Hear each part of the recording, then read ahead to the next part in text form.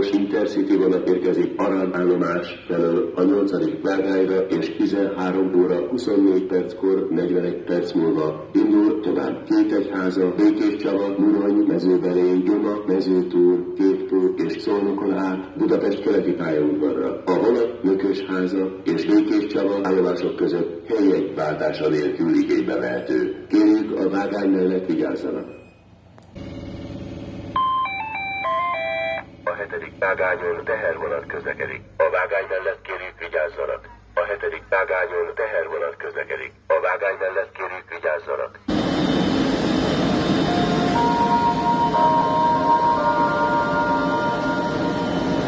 A Budapest keleti pályaudvar közlekedik valós vonat a 8. vágányról azonnal indul. Kérjük, fejezzék be a beszállást. Felhívjuk utasaink figyelmét, hogy a vonat ajtajai nem működően záródnak. Kérjük, vigyázzanak a fel- és leszállásnál. Kérjük, a vágány mellett vigyázzanak.